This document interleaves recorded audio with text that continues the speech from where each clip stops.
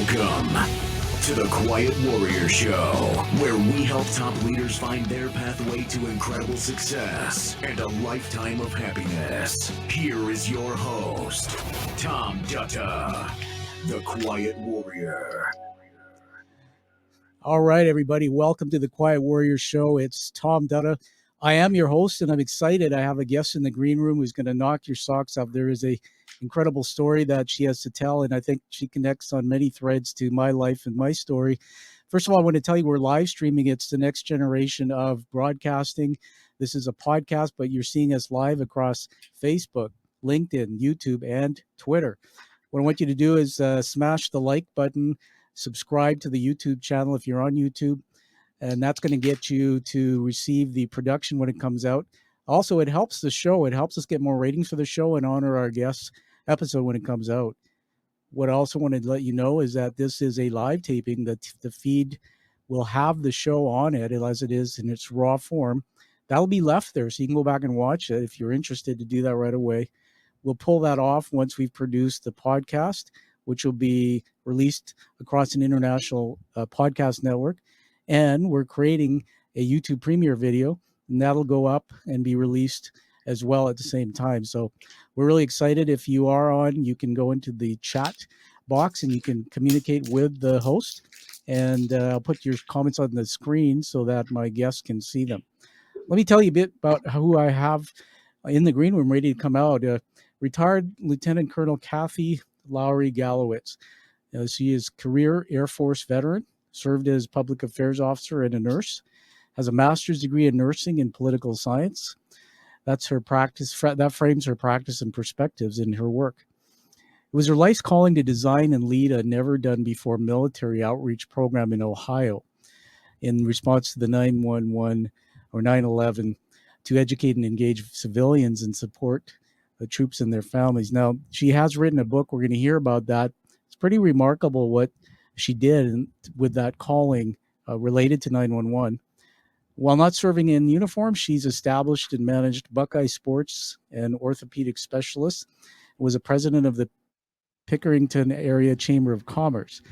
She's firsthand experience hiring veterans, owner of Vanguard Veteran. She equips civilians to become veteran champions as the veteran hiring concierge. I love this. I've actually seen some of her work on LinkedIn pop up. It's pretty cool. There's a quote, military ministry builder and fallen Comrades Ceremony Producer. We'll get her talking about that stuff in a bit.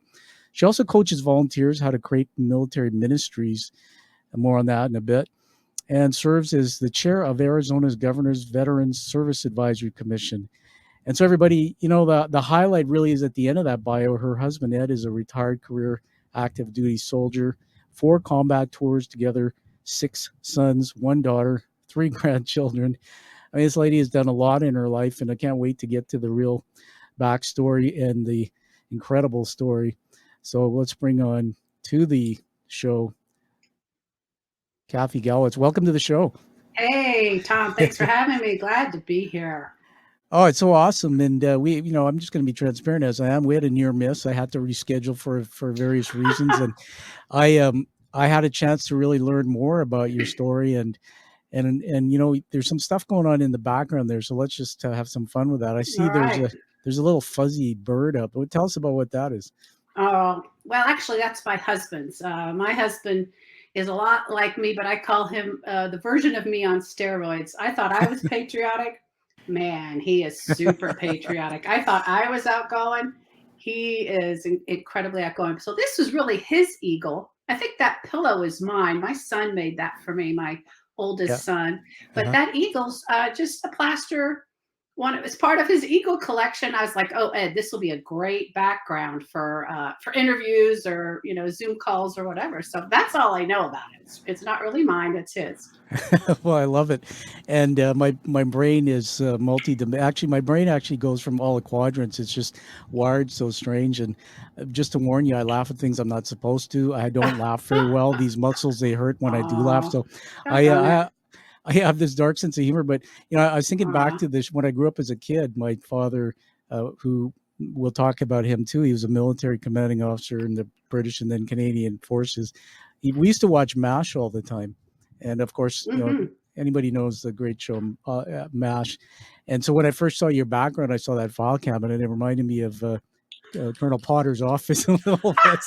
So, You're funny. You're funny. Remember every time Klinger came in and he wanted to have a section whatever 8, he went and got his file out. And when you talked about recruiting, I was thinking, there are files in there too. So. Yeah, that's my brain storage. I'm kind of a pack rat. It's an essential component for me, you know. Well, that's awesome. Well, I'll trade my little secrets. They say in your podcast studio, always have something represent your character. You've got some great things there.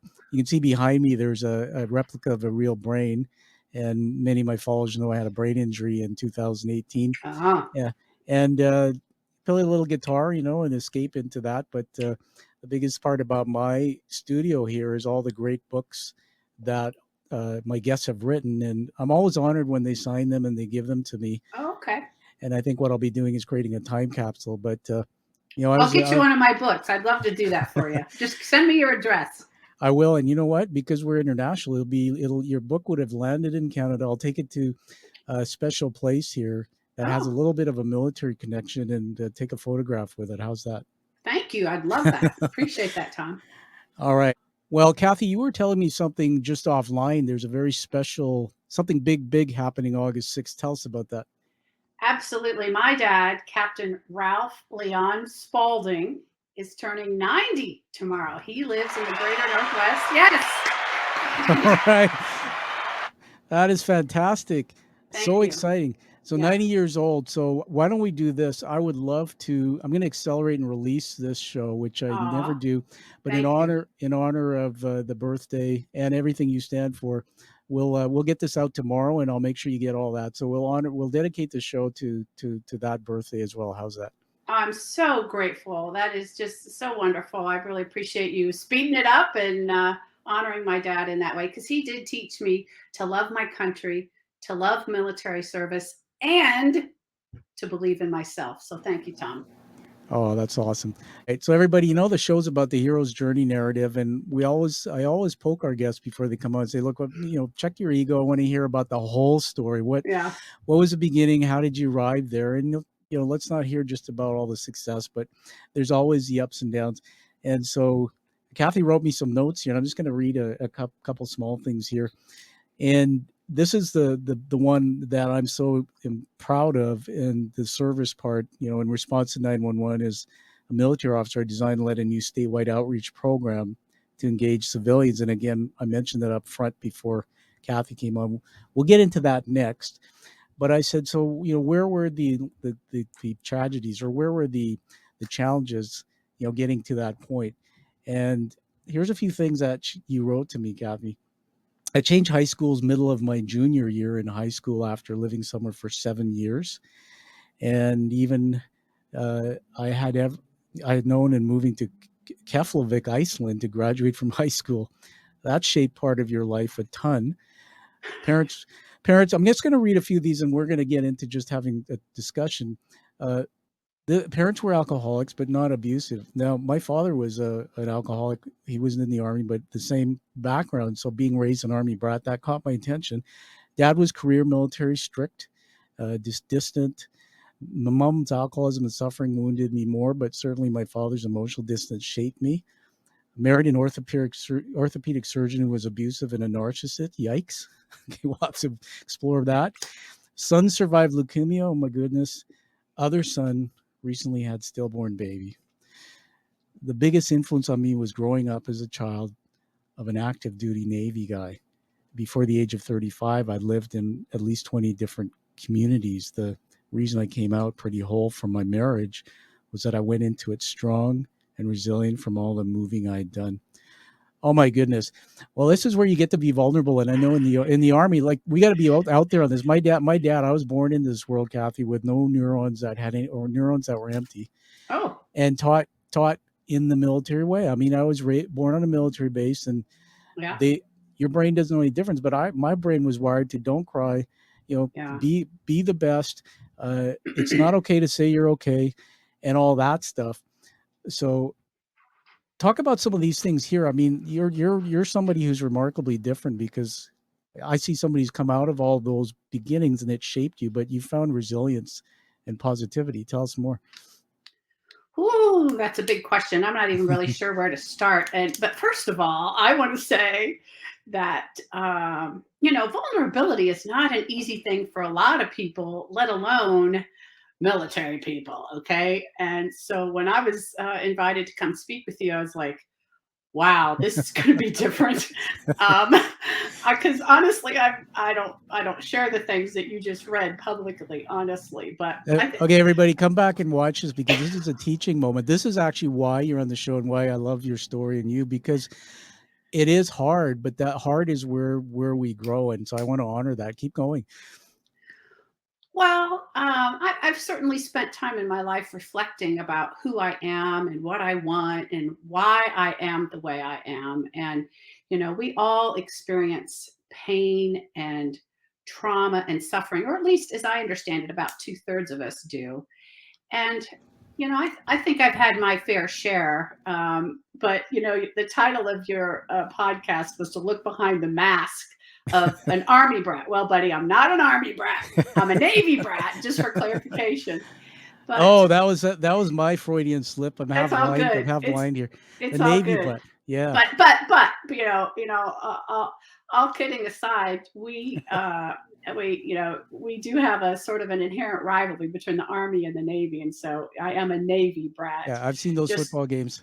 Yeah. So I don't know where should I go. I do believe that pain and tragedy shapes us, and I also believe that life experience shaped us. And I think honestly, as a young kid, when I went into Girl Scouting shaped me immeasurably about my desire. Well, so I learned about civic contribution at the age of 12, how important that was.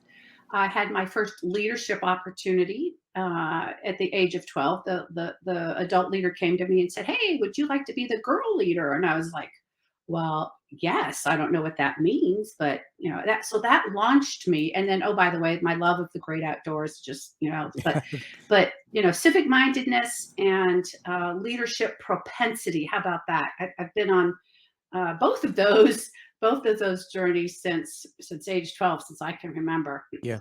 And then the tough part with my mom's alcoholism, oh gee, I think I kind of lost my childhood. Yeah. Because I really took care of her emotionally. Now, she took great care of me physically and pushed me into all kinds of activities and kind of lived her life vicariously through me.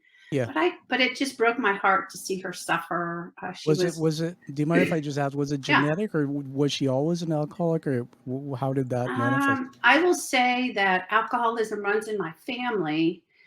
But she was doing pretty well up until a point in her life, and then she didn't do so well. Yeah. Was she working out of the home, or was okay, so here we are in a military family. You can relate to this. She was a proud military spouse. She loved wearing my father's rank. She loved all the social activities, and she was a beauty. I mean, her shoes always matched her purse, and she had a beautiful figure, and her hair was always done. This is back in the day when women went to the beauty salon, once a week or whatever to get the poof, but she was not very assertive. She grew up with a very controlling mother, married a strict, kind of emotionally distant only child pilot and engineer. Wow. Okay. Yep. Yeah. So they struggled in their marriage. And so and he did not want her to work. Yeah. He wanted her to be home and raise the kiddos. There were 4 of us. Yeah. And she wanted some separate identity, and she wanted to work, and that's not what my dad wanted. So she lost her identity, and so her suffering, frankly, I'll just say it, her suffering taught me, frankly, that I didn't want to ever be in a position where I had to totally rely on a man for my financial well-being, number one. Yes. Number two, I really wanted to have a voice and to be independent. And I guess those are the 2 big things. And I think beyond the Girl Scouting thing, but interpersonally, my service to my mother And Yeah. that's the best way I know how to frame it. Me taking care of her became ingrained in my DNA that it's kind of my job to Yep. serve and to take care of other people. And I'm an adult child of an alcoholic, and so associated with that, as I understand it, is you have a rescuing tendency, Yeah. right? So that's what happened when I Yeah. got married. I had a rescuing tendency, and it didn't work out. It was miserable. It was miserable. That's why I like sharing the full story, everybody, because there's so many teaching moments. Kathy, I'm just going to riff on that and jump in. Please. Speaking of your mom and beauties, let's see how you in uniform, any comparisons to your mom. I wish I had a picture of her. That's a pretty amazing shot, everybody. There's the server, and it'd be really fun if I produced a show. If you had a picture of your mom, send it and put it side by side. But anyway, I want to show you something. I'm just going to pick it up here. All right, this is my favorite little toy. This is an actual replica of a human brain. Now, everybody, if you've seen me play with this before on the show, I had a brain injury in 2018, as you know, and I've been recovering from it. And it almost ended my life. It's been crazy, and I slipped into mental illness with depression and suicidal ideation, all that. But I was a fully functioning human being. But the unintended consequence through that, Kathy, and I'm actually doing some things with it in my professional work, was I started having these thoughts about my own childhood development, because through my life, I've, like your story, and we'll hear a lot more. I lived a life as a leader. I went into business and became a CEO at a young age of 31. But I had these voices in my head all the time, and I looked at the world when there were stressors. I looked at the world, and my brain seemed to be telling me that what was going on out there was not really the truth. It was something that was looking like danger all the time. And it happened a lot when I was dealing with difficult people, or people who raised the tone of their voice, or I had a board member and sometimes bosses who would be very arrogant, but I would see them as just mean and melt in this puddle. So anyway, what am I talking about with this? There's research that shows, neuroscience research that shows that the parts of the brain that basically are developed to that's called our stress system, the stress management system. There's things like the amygdala and other complicated parts of the brain. When we're children and we're exposed to what's called childhood maltreatment, which comes in different forms. So for me, it was physical abuse from my dad when he was drinking, but it's also mental. So one of the things you said, which was interesting to me, and I connect, is my dad was distant. He was never there. My dad was strict. But that can be, depending on how you're nurtured, it can be a form of maltreatment, where it's like abandonment, all those types of things. It's a mental form of maltreatment. Now, they also say that if you observe it around you consistently, so if you hear a lot of kids who have single parents, there's addicted to cocaine and other things, or alcoholism. I have one friend who came on my show who said he found his mother dead in his living room when he was in his teenage years, and the dad beat her up all the time. Oh my gosh. So what the research shows, and it's actually pretty bulletproof, is that those parts of the brain that run the stress management system, so the fight or flight response, the sympathetic nervous system, etc., don't develop effectively, and it manifests and carries into our adulthood. And so I'm pursuing that now in a deeper way. But what fascinates me about you, and I'll give it back to you to talk just a little bit more about some of these things, is I went into the real world and I struggled more than I understand you did, in these ways, that I was running away from things in my career. My first marriage didn't work, and there were these things that were going on. So for some reason, my brain didn't develop to see and manage stress the right way. The good news is, through cognitive behavioral therapy and learning how to develop your thoughts, neuroplasticity, where you can change the brain, you can actually live healthy. I didn't know that until the last few years. What I'm interested in is going back to your story. We talked about your mom and dad. They say that if somewhere in the home or somewhere in your life, there's people who can provide that nurturing, that positivity. And I think that's really what I got out of your story that you wrote me, is you did have these alcoholic parents, and we love our parents, right? They do the best with what they have.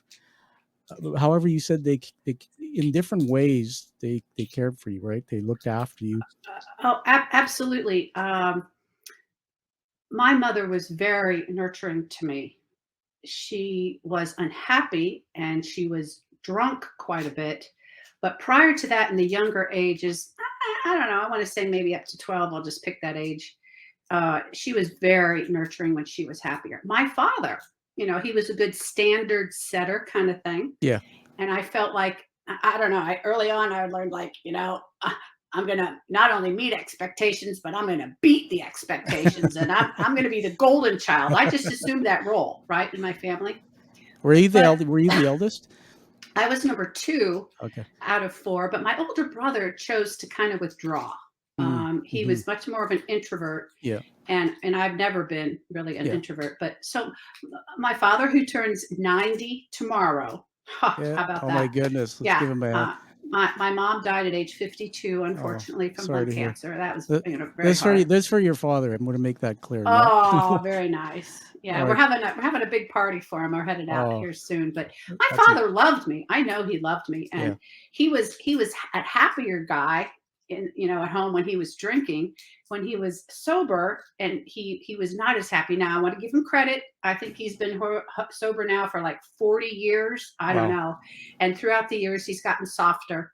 But I still kind of have some angst around him because he's not a super warm guy. Yeah. Yeah. But there was no physical abuse. I wouldn't even say there's verbal abuse, but I would say it wasn't warm and comforting. But I did have that balance of a mother who loved me unconditionally. My dad loved me, but I felt the unconditional love from my mom. Okay. What was that? What? Give me one thing that looked like paint a picture. What would she do that made you see that? Well, she believed in me no matter what. Kathy, go do this. Kathy, try that. I'll take you there. Let's go do this. Yeah, Or, yeah. I'll help you with that. And she was always at home, ready and eager to listen about my experiences and encourage me. Yep. Yep. When she was at her best. Yeah, that's amazing. So we'll just wrap up on this segment. Everybody, what you've heard, these are real teaching moments. So Kathy, I honor you for sharing this. It is vulnerable. The thing is, I think in the military, and I'm not, first of all, thank you for your service to your country, your service to every country that's impacted by it, There including, you go. I love it. in Canada here. And I'm, again, Yeah. raised as a military brat. I was born on a base, actually, and mom couldn't even come to the birth, as you know how that works. So I, it's like it's in my DNA. When I got into leadership, I have to just say the comparison. I started struggling because I took the rules or the belief systems from my childhood that were put in me and used them in leadership. It didn't work because I was hard driving. I was always, the bar was here. And I'm a guy who naturally has a personality that is emotion based, as you've learned. And my wife is like you. She's not as emotion based, so you're more logic based from communicating with you, which is not a weakness. You learn that. You learn that in the military. Yeah. So this is what happened to me is I went into business and I started getting 360 feedback on my performance reviews, especially my first CEO job. Things like feedback, you're grandstanding. It's all about you. It's about your agenda. And I denied it. And then I had a coach, and this happened in a room. She started giving me this feedback, and she said something, and I started welling up. I don't cry very well, but she started raising her voice and saying, "Tom, you're going to have to change if you." And I said, "Stop." I said, "Right now, you're like my dad." And I welled up. I got all emotional. Yeah. Yeah. And so what it really was is that I think that my father, now my dad died in 18 unexpectedly from a heart attack, but he was 22 years in AA. I was not close to him. In fact, estranged until just before he died. I saw him, and Kathy, I said I'd get back together with him, but I didn't get that chance. Thank you. My dad's dad was an alcoholic, and he died in the home. Alcohol. This is back in Fiji. My dad is, for example, how tough he was raised. He was pushed off a bridge to learn to swim. Oh gosh. In the military, and this is how my dad would treat us. I'll kick your ass kind of thing, and he'd yell at you and make you, clean the garage for 8 hours. Not good. This command and control style, but I'll just finish on this. I believe that my father, when he finally made peace with him, and I started studying mental health. My father had mental illness, and I believe that it was an addiction in his generational addiction, but he used alcohol to numb something else. Yep. what happened? What then? The worst place for him to be placed was the military, because it was, the standards The are so high, culture. the pressure, the culture, and that combined, he never got help for the Well, underlying causes. and I believe, back when my dad was on active duty, the culture of drinking was very different than it is now. Yeah, And so everybody met at the officers club, and there was all kinds of, happy hours, and that's just kind of the way it was. yeah, And so that I know that contributed to his and probably hers, but her unhappiness, I think the yeah, masking and the not knowing how to deal with life. exactly. Yeah. I on the weekend we went and saw Top Gun, the Maverick, the next Yeah. film, Yeah. and what an amazing film! But Yeah. now that talking to you, I remember when the officers club and the wives and all that there. I can just picture that. Right, what you said is so Yeah. true. Yeah. All right, we're gonna celebrate you now and turn the next chapter, which is, you got something there to hold up. Hold up your book there for us. I'm gonna full screen you, and then read us out the title. The title is Beyond Thank You for Your Service, the Veteran Champion Handbook for Civilians. There you go. All right, now I'm going to set this up with back to, so let's get into this. So everybody, the great thing that we've seen so far is Kathy has this backstory, and many children and youth have those stories, but through her adversity, she found resilience, and there were some factors in that. Go ahead. Well, I just want to speak to parts of what you said, and I think the most healthy behaviors that I acquired were to learn how to grieve, because we in our society don't understand loss. We're not taught how to deal with it, and we don't really fully appreciate the grieving process. Now, I was taught this by a colleague of mine named Deborah Grassman, who is an advanced practice nurse, who she and her team helped 10,000 veterans at their end of life experience at the Wow. Tampa VA. Wow. And so they started Opus Peace, a nonprofit, and coined the symptomology that they found, especially in combat veterans, Yeah. that they were very restless. They found that those who had unmourned loss and unforgiven guilt and shame Wow. really had a much more difficult end of life experience. But I'm here to tell you, in life, if we don't mourn our losses and forgive ourselves and others, we have a much more restless life, right? That's a teaching moment, everybody. Come back and listen to this part here: grief, mourning, loss. You said you learned that. Was it in your work in the military? Is that what you're saying? Well, actually, through the outreach program that we created in Ohio, it was the clergy outreach. I met a girl named Kathy who introduced me to Opus Peace. That's where I learned about the Fallen Comrades Ceremony, but that's also where I had an opportunity to do some of my own internal work. And this, frankly, was probably at age 45, 7, 8, right? So it was well into my life, but I dug in and did some work. However, I will say that I don't have any problem crying. I cry at the movies. I cry when I feel strongly about something. Yeah. But when I was going through my horribly tumultuous divorce, 2.5 years to get the divorce settlement, 2.5 years in the legal system to suing for full custody, I got to tell you, it was tough, right? I cried and cried and cried and cried and cried and cried and cried. And I'm glad I did, because I came out okay, if not better for it, because I was fundamentally owning my grief and doing something about it.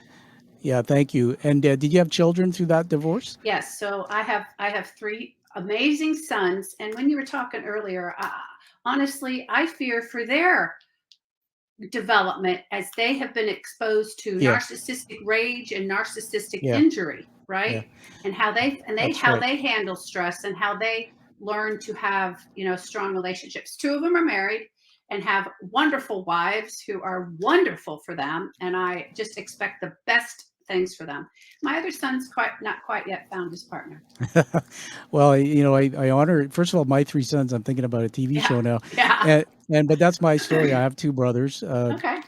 So let's just talk about that, because every time you say something, I riff in my mind here. So my younger brother, who I don't really see as much, but he's struggled with alcoholism, but he has Tourette's syndrome, if you know what that is. Oh, I do, actually. And a bit of an ugly story, but there was a rifle in our home. So my dad Ooh. taught us how to shoot, and my dad was so ridiculous, and I think it was harmless. So he locked up the ammunition and the bolt for the rifle in the garage in a file cabinet, and then the rifle he left in the house. And actually, my younger brother would sleep with it and play with it. Well, one night, and this was when my parents split when I was 12 and kind of became homeless, but there was one night where Wow. there was an accident at the house. My younger brother had a friend over and put the bolt in, got some ammunition, and he was just playing around. And he shot his friend in the back of the neck. Oh, And Tom, I so remember, sorry. thank you. I remember getting the Gosh. call, but what we think now is that the rage and alcoholism in my house triggered my brother's Tourette's. And why I say that is I was baptized Catholic. I'm Christian faith. I watch an online service right now until we can go in live. And my pastor actually is a young guy, and he had Tourette's, and he explained how that was Oh, triggered in his childhood. oh, So going back to your three boys, I wanted to give them a message that, guys, you're awesome, and there's hope. You get a train wreck life like mine.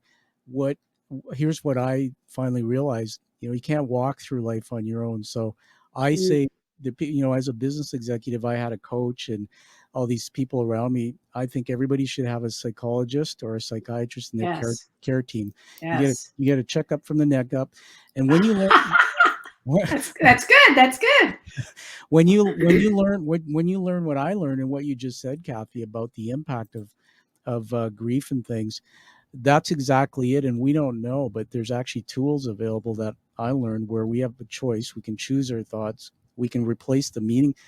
We're the only species, not animals and plants can't do this, but we can change the meaning of a thought. So my father used to beat me and all do all those things. And I used to hate him.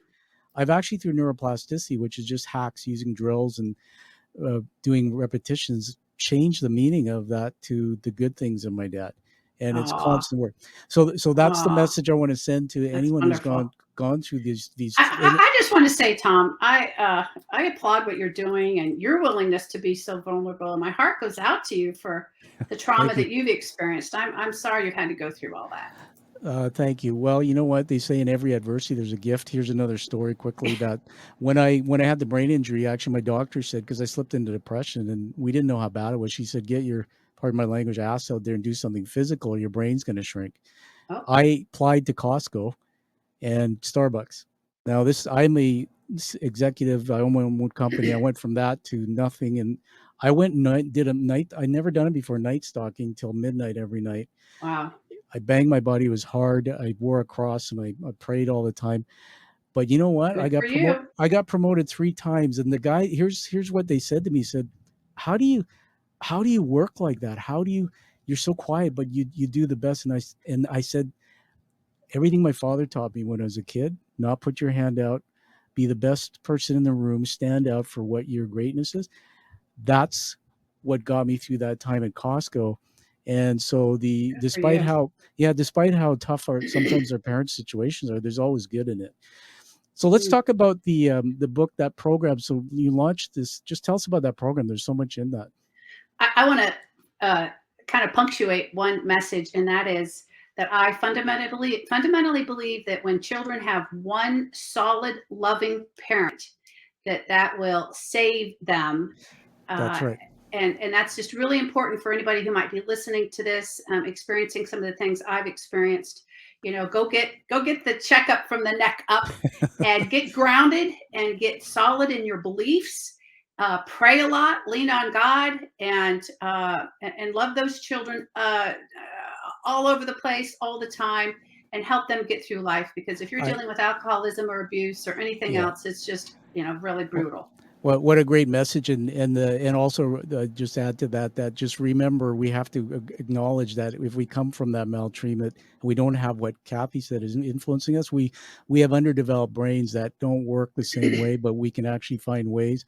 I want to just also say, in Ohio, I have a good friend who's a professor at a university there, John, and John, he said, Tom, he said, I interviewed him. He said, 50% of the kids coming through and he teaches at the university level, my classes are broken. They've got single parents. They've come through adversity. And I was thinking about the military and all those sad stories of the soldiers who don't come back and the families that are impacted. But, you left us with a gift there. If there's a nurturing parent, and even outside, I would say, Kathy, if there's an aunt or uncle or That's a good somebody, point. Right. yeah, find that path.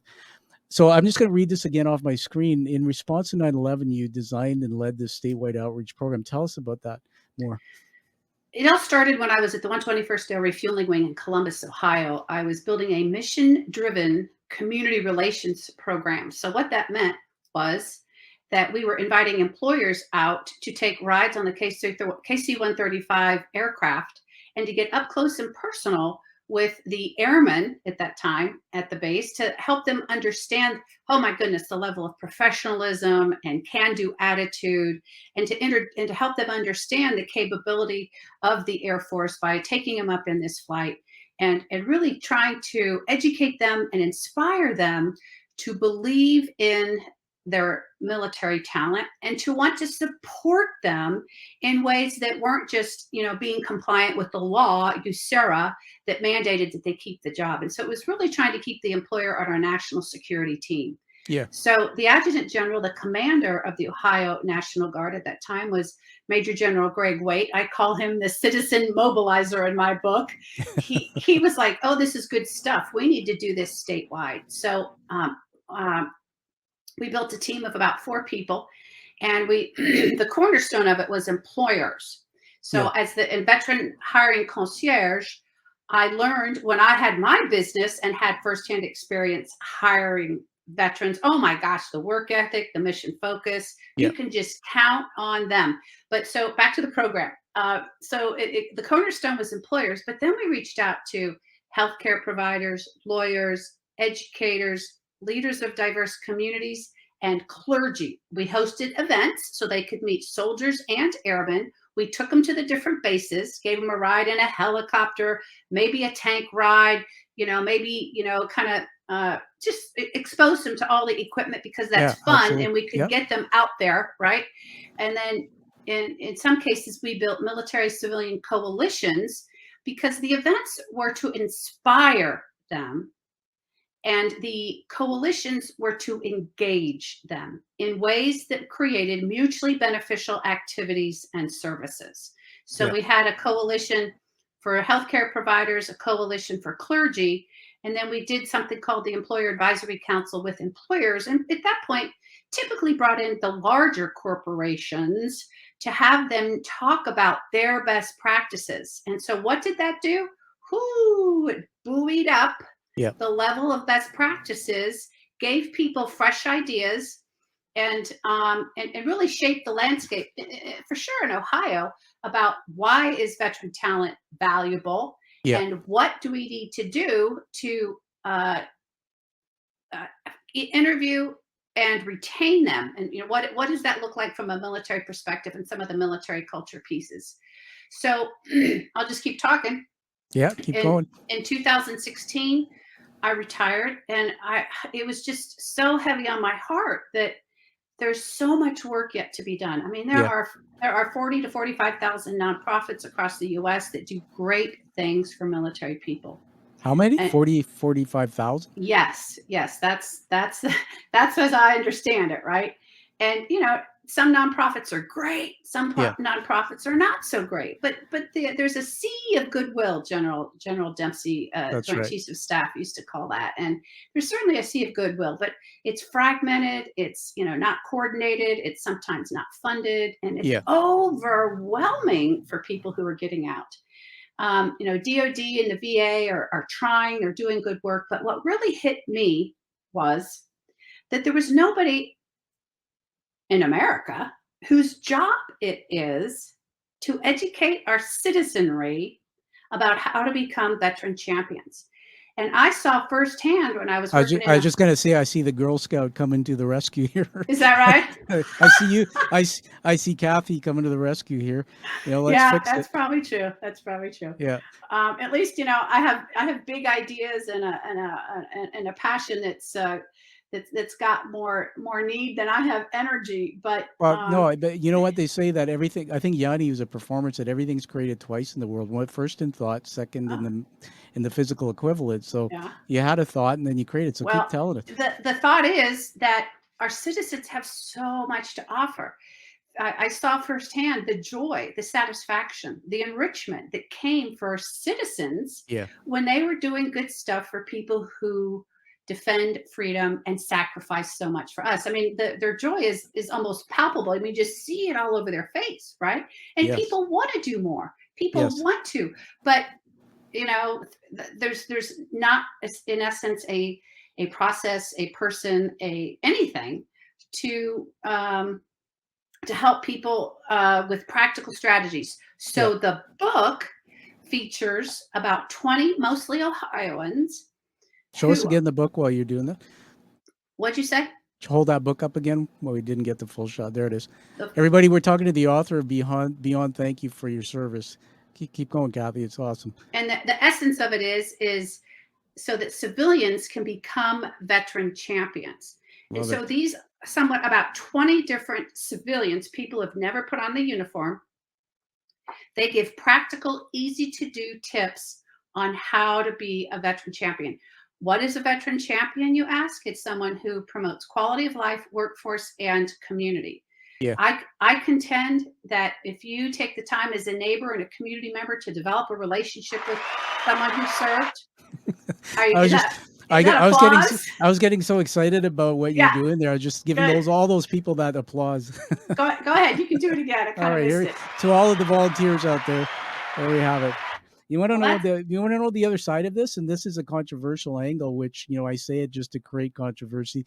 Sure. Is that what really galls me is, and if you get me going to my soapbox, I'm probably going to upset some people, but I see the amount of money that's spent on the military. In fact, I see now a bill being passed. I'm just talking about America. Canada's got its issues to have so many billion because of what's going on in China and Taiwan. And then we look at 45,000 not-for-profits. I was the chair of the board for 10 years of a mental health not-for-profit. We couldn't get funding, but these people go out of their way and they raise funds to do the work that, quite frankly, I think there's not enough being done for the veterans that come back. We don't care for our veterans enough, and that's a big part of it. So if I may, I think nationally we need two key initiatives. Number one, we need a PR campaign that talks about how military service shapes stronger employees and brings that to the civilian workplace. I love it. Okay, because there's tons of investment of us in our discipline, in our leadership, in our processes, in our problem solving, in our discipline. I mean, we learn through book knowledge and experiential knowledge. Oh, not to mention risk taking and being technologically savvy. A lot of that comes from the investment that country's made in us as soldiers, airmen, Marines, coasties, and guardians, right? Okay, and so that's the first realm. That's the first piece of it is how does military service, frankly, help our civilian workforce and why you should hire them, the value of the veteran. The second piece is to bust the myths and misconceptions that swirl around the heads of our veterans that do them a disservice. It's not true that they all have PTSD. About 20% of Iraq and Afghanistan veterans have PTSD. And what's also true is that even if you have PTSD, people can learn to manage their triggers and live full lives beyond it. Absolutely. Okay. And oh, by the way, people with PTSD are not necessarily more violent. Okay, so there's a lot of stuff like that that really does our military people a disservice and hurts the post-military transition. So the PR campaign is the first one. The second overriding issue, I'm getting all worked up, is I'm just you're doing great, and I'm building up things I want to say to you, but I don't want to stop you. No, don't stop me yet. This is important. So we do not have, as a nation, a comprehensive, holistic post-military transition public policy. Okay, now I'm going to give the VA a shout out in general. I'm a patient there. My husband's a patient there with service-connected disabilities. I think they do great work. Super bureaucratic and frustrating, okay? And it takes somebody who's really pretty cognitively aware to try to even get through the system. But the point is that DOD and the VA is not as interoperable as it needs to be. Yeah. Okay. And we need to fund, coordinate, and communicate a policy that is effective and hopefully somewhat simple for our service members to use, that is underpinned, this is a key point, Yep. it is underpinned by civilian veteran champions, civilians who understand military culture, civilians who are committed to using their circle of influence, their special knowledge and attributes to do good for that community that provides us our freedom, right? Exactly. And so I think there's an initial stab being taken. There's some of that talk being happening in Congress about, how do we build support in the community post-military transition, and how does DoD and VA talk to each other better? But we have a long way to go. And again, the person in uniform is the one who, takes the hit, loses, because we don't have that. And we don't have a win-win because we are not completely leveraging their skill sets at the workplace. And we are not completely, frankly, leveraging their skill sets in the community. There is a research study, 2015, American Enterprise Institute, that said veterans are broke no more. Veterans are civic assets. They compared, 11 different criteria and compared, military or veterans to non-military counterparts, and found that in every category, military connected people, primarily those who had served, contribute more into society. So we need to get busy and figure out how to promote and sustain the win-win, so that citizens help veterans, and veterans in turn, are helping the citizens post-military service. I think it's wonderful. Everybody, you've got to get the book. And I just want to say too, Kathy, that everybody, how authors' work gets known, and you need to not only get Kathy's book, read it, post a review on Amazon, Goodreads.com. Thank you. That'd be great. That's how people will know about the book and the work. So several things I wrote down here, if I can just riff with you for a minute. To honor what you said about not everybody has PTSD. Hey, listen, people watching my show, they know what I do, and being a business leader, I have PTSD. You know why? Because I can be sitting in a room and see somebody acting a certain way, and they appear to be my father being really cruel to me. PTSD is unresolved trauma that appears today. Yeah. So if you were in the military and you saw your friends, you saw your friends fall in a grenade and lose every part of his body, we're human beings. That is etched in our neurons, and we relive that. So, but you know why most people have this image of PTSD? And I'm going to just go there and be controversial again. When I grew up watching MASH, and my dad was in the Army as a commander, we didn't have social media. We didn't have the internet. We didn't have movies being made by Hollywood and all these about war. You look at, here's the thing, the brain takes everything it hears and stores it as truth. The only way we can overcome that and find that it's not truth is to use our rational or prefrontal cortex. Well, and have other information presented to us. That's why this PR campaign is so important. Totally. So if I go and look at all the movies, even the one that galls me the most is some of the ones I've seen, even the one where Meryl Streep was in The Post, and it was all about the Vietnam War. I'm so sick and tired, and this is something going back to what you said about grief and shame. So here's the thing, and I always use my story to tell stories to get people to see my point. So I'm not regurgitating my story. I've learned to tell it, not for woe is me or anything, but for a point that if I grew up and in my home, there are 4 of my family members that would shame me for what I look like and things like that. So I went into the real world feeling shame about just who I was.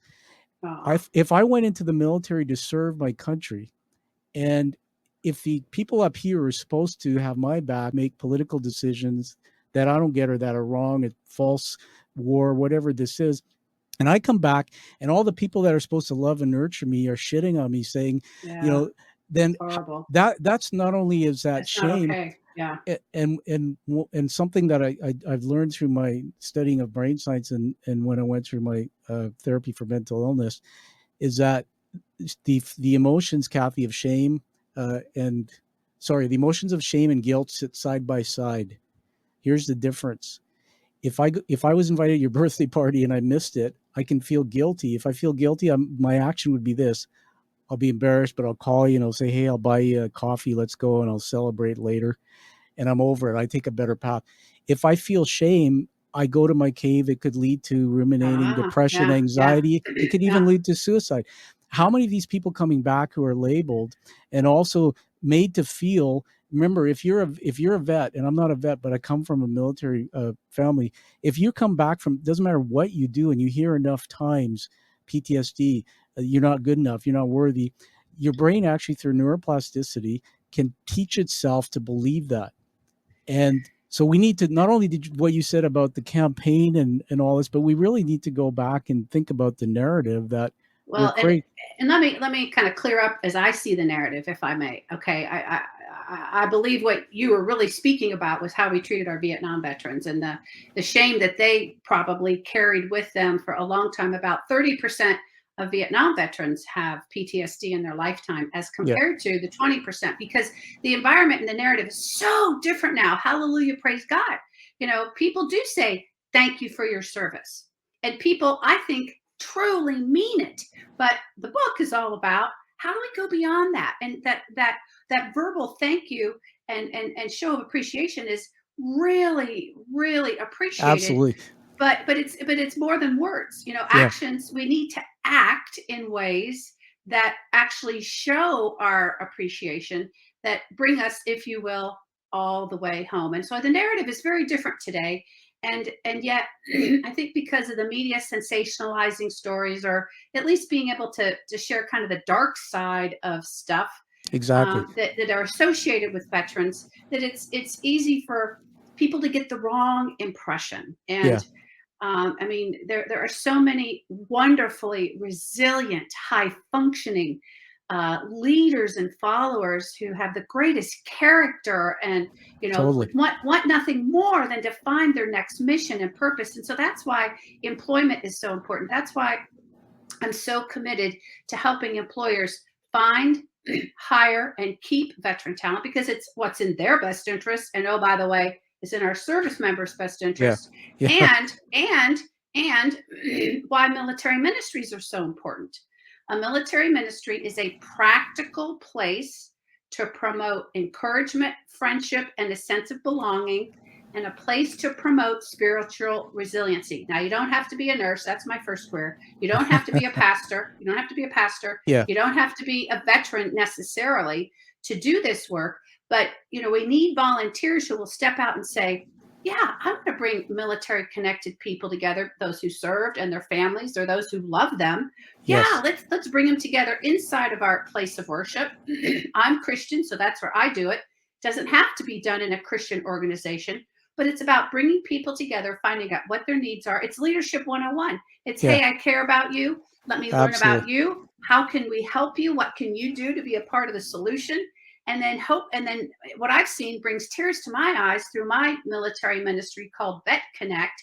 The way that our other members have supported each other. I'm not a combat veteran, but my husband is. There's other people in the group that are, and the way they have supported one another and helped them heal transforms lives. Totally. So what was that, B-E-T? We call it we call ourselves Vet Connect. Vet Connect. Okay. And it's a volunteer-led military ministry that focuses on promoting fellowship and a sense of belonging, because there's that common theme. I mean, you and I, Tom, hit it off immediately because of our strict, distant fathers that shaped us in good and bad ways, right?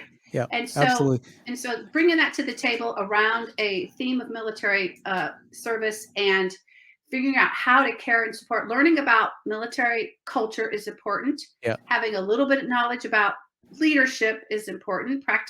In particular, listening skills, but then also understanding your local veteran resources, because you're not there to fix stuff.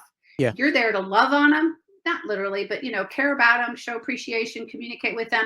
But then when you get in the hot seat and it's too much for you, you need to know where to refer them to. That's the idea behind military ministry. And so I chose in Vanguard Veteran to emphasize employment because of its impact on quality of life, right? Absolutely. And how it strengthens our society and our workforce. And then I also chose to focus in on building military ministries because how it helps us heal, how it promotes our well-being, and because you make great friends in the process. So it really does help bring you all the way home. And I think some of the most important components. Uh, wow. You don't have any passion for this, do you? Yeah, sorry. I Everybody. do. It's my life's calling. And growing up as a Navy kid, Yeah. being working 29 years in the military, Yeah. around 85% men, having Yeah. a son who was a soldier, married, my first husband was Air Force, second husband's Army. I mean, it's just been a part of my DNA. Absolutely. And so I just want to make a difference. And I want to be that Girl Scout that this is funny, but it's true. I'm that Girl Scout at the core of myself who wants to leave the campfire Uh-huh. better than how she found it. There you go. It's sort of silly because it's so simple, but that's really how my mind thinks. I want to leave the world a better place because of who I am, what I know, and what gifts God gave me. Now that is not silly at all. In fact, that's another round of applause there. Now I forgot to play this. That's what I was trying to tell you, that if I come back sometimes from the service, and that's what I hear, and that's why I don't hear anything. I need people. I need all the things you're talking about, and you're filling a void. I want to say this, that people who study a lot about human needs will get this. You get this, that it's the what do they say? I think they teach it in the Bible too, because through my faith, I get this, that about institutions, putting all your, or trying to find your happiness in material things and your family, all those things will crumble, including your career. Yeah. When you go beyond yourself and serve others, Yeah. you leave a legacy. And you know this because you're telling us, and everybody just come back and watch her face and just your body language. When you're talking about the things you're doing, you are totally on fire with your emotions, and that's because it's in your gut. I want to mention a couple things here. You know a lot of people in business through the work you're doing, connecting to communities. I just wrote down here a couple words: resilience, leadership, vision, planning, discipline. When I grew in my early career up, I started at the bottom, but up to CEO, and I was in the chair of the board. These are all skills that we're taught, and we're trying to develop our people in companies to elevate themselves. These are just a small list of skills. And when I think about a few things in my early career, I was with a couple of companies, Kathy, that were really advanced, and they had this thing called personal development plan. So just bear with me. Oh, So you get this. So, and I've interviewed other American military people on my show, and one of the guys, he was in the Air Force. Pardon me, the competitors again, but he told me about how much what his actual education was in the military, and I was blown away. And yet in business, we're trying to develop and find people. I think what you're doing is fabulous. And quite frankly, these personal development plans in this company, they said, okay, Tom, you're at this lower level. We're going to create a ladder for you, and here's all the things you have to do to get to here. Yeah. Why not have me, if I'm going into the military, I go in, and part of my ladder is you're going to serve in the military, but before you go, let's create a plan. So for what we teach you, these are the transferable skills we're going to develop in you. And let's also use what Kathy's doing, or use some connections. We have connections in the business community, and we're letting them know we have a farm team or a bench of people who they can draw on when you come back. I mean, it should be to me, what you're doing is so amazing. It should be an extension of, you go serve, and then you're developing yourself for your career or whatever. It's in everybody's best interest to join the Veteran Champion movement and be a part of the win and take it seriously. Military people aren't looking for a hand out. We're looking for maybe a hand up, and meet us halfway. And again, some things about military culture. We are taught to develop our subordinates. Our people who report to us are the junior people, so that they can take our jobs. Yeah. And we are also taught that, it's kind of the expectation that you will advance in rank and that you will prepare yourself for the next senior level. And so, we have definitely a get her done kind of attitude that's really helpful, that creates mission focus and productivity, which, veteran hiring done well can generate cost savings. And so some of those things, I don't know, maybe they're a little bit threatening. Sometimes, we communicate pretty directly. My husband's so funny. He would say, he was a commander most of his career, and he'd say, we're not gonna waste good Army oxygen talking about this stuff. We're gonna get her done. I'd be like, okay, dude, that kind of works in the military, but it really doesn't work, outside the military. So, there needs to be some professional and personal development, but you can maybe train, some polishing, exactly. of people. But at the end of the day, these disciplined, tech savvy, resilient people are who you want to be in the workforce, because they can take you to the workforce of tomorrow. Absolutely. They can put the new processes in place that are needed in a post-COVID reality. Okay. Yeah. They can build the team and become the leaders to manage the transition to automation. I mean, they're really the people you want on your team. I think you hit the nail on the head on something. I want to show you a little book here, and then we'll move to getting to some last thoughts before we wrap up. The thing about, see, it's almost like the opposite. I almost failed in my career because I was developed in a military culture environment at home. So this is the interesting part, and I think it's the opportunity. You have the military, from what I'm hearing you say and what I've heard from other people coming, or veterans, the education is incredible in many years. However, we add on one more part of development, whether it happens when they come back or whatever, add on that part where they can then, what they say, integrate or adapt into. Because here's what I learned at age 31, and I'm a lot older now, is that command and control doesn't work. No. My daughter's 24, millennials, the next gens. No. And my definition of leadership is, leaders' number one job is to create other leaders. You know how to do it. Love it. And all you got to do is just speak a different language. And you know what? To all those vets out there, if you're crusty and you're command and control, I shifted my character through coaching. I had a coach, and it was hard. It was hard work, but I changed. I'll tell you right now. I'll give you my secret. And this was the hardest work I've ever done. I changed two things. One, I was coached, and I developed and learned how to be assertive in a positive way. Nice. Yeah. And two, I learned how to stop worrying and set boundaries so I wouldn't be a workaholic. Those two shifts, Kathy, changed the trajectory of my. And so to all the vets coming back, they're not big shifts. You get a coach, you get some development around you. Yes. But here's the thing, nobody's going to hire you unless you want to do it. You've got to want to do it to make a difference. And it takes investment in time and money, and it is well spent, because guess what? Your relationships are better. And if your relationships are better when you're stressed, then you don't have a tendency to isolate so much. But leadership is influence, nothing more, nothing less. That's what John Maxwell says. And it's not based on authority, which is kind of what we're taught in the military. Sure. Not to say that it's not relational based. It is. It's trust based. It's trust based. Heavily, especially in the combat arena. But when you come out and you're already feeling, a little bit, I've heard it described, a military person feels like they're entering a foreign land with a foreign culture and a foreign language. When you've been out there serving your country for 4 years or 24 years, you come back home and you feel like you're in a foreign land. You don't get it. So what can we do as civilians? I want to help you become a veteran champion. Can I give 2 shout outs real quick? Yeah. Because I know you're wrapping up. Yeah. First of all, I invite anybody to go to my website, vanguardveteran.com, or email me at Kathy with a K at vanguardveteran.com.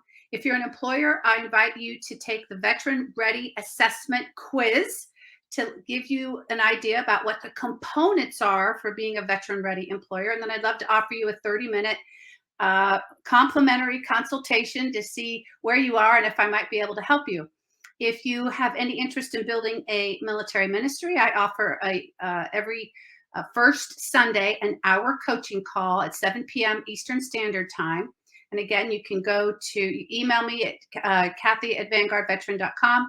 You can connect with me on Facebook at Vanguard Veteran. You can connect with me on my business page, Vanguard Veteran. LinkedIn is my long name down at the bottom there, or it's Vanguard Veteran, my business page on LinkedIn. I post all my stuff there, and I'd love to include you in the Veteran Champion movement, either help you hire better, source better, retain better, or build that military ministry as a volunteer and really, really make a difference in the quality of life of our service members. So I hope to see you first Sunday of every month at what I call Military Ministries Matters. Please reach out to me. And Tom, thanks so much for, this has been really fun. I appreciate it. It's been fun. Wow, the last little clip will be almost like a little commercial. We'll get all those notes from you, Kathy. We'll put it in the notes of the show when we produce this. One more salute to you. Hold on. I was absolutely blown away when I started reading up of how you've connected ministry, and this is not a religious show or anything like that. But when I was a kid, I wasn't taught how to love, how to be kind to people, all those things. And I wasn't taught my faith. I was baptized, but I denied it. This is the book that I have now that I read every morning, and I have Me too. And so I was taught through my struggling through depression that kindness, connection to people, all those things. But this is actually the first step, is loving yourself first. And, that's what you're doing through the ministry. Congratulations on that. So I want to honor you as we wrap up here with an award. You probably knew about this. If you didn't, well, now you know. You see on the screen behind me, there's a TV screen in my studio. Oh, yeah. Yeah. Do you know what that is? Challenge coin. Yeah. And of course, what are challenge coins? You should know. Oh, challenge coins. Oh, they mean so much to you when you're in uniform. Your superior officer, your commander, gives you a challenge coin for good performance. And they're a great attaboy. And if you really honor and respect that supervisor, it just means the world to you. I have a big bag full of them, and so this is going to be great because you truly are Tom Dutta. Did I say that right? Dutta like butter. Yeah, you indeed are the quiet warrior, my friend. I salute you for all you've overcome and all that you're teaching us and what you're doing. So a challenge coin from you would be awesome. Thank you. All right. Yeah. So I have 4 leadership words I honor you with. I write these down as you're the guest talking. I don't script it. First one is trailblazer. That's somebody who's going somewhere that hasn't been before. You're blazing a trail with that program. Number 2 is leader. You're born. You have that innate leadership from Girl Scouts or resilience, whatever it is. Really proud of you for that. Number 3 is love. Despite the fact that you have this assertiveness and positivity, and almost like sometimes it can be seen as this strength or armor. When you speak, especially when you open up and you talk about your life and you talk about the veterans, how much you care, everybody, I see love coming through that. And you know this, that the pathway to change for people, it changes through the heart. It's got to be emotion based. So you have that. And the last one is, I'm going to just say that I'm going to call you a thought. They call it thought leadership, but there's a very different kind of leader. And it's when somebody tells stories through the lens of their own experience, and it's unique. So I think, Kathy, we have to just acknowledge your long career in the military and the levels you achieved and what you've done, that only Kathy can teach what she's teaching. And there's only one of you. So definitely a thought leader. So congratulations. Wow. You're now a member of the Quiet Warrior Tribe. We'll exchange an address so I can get the coin out to you.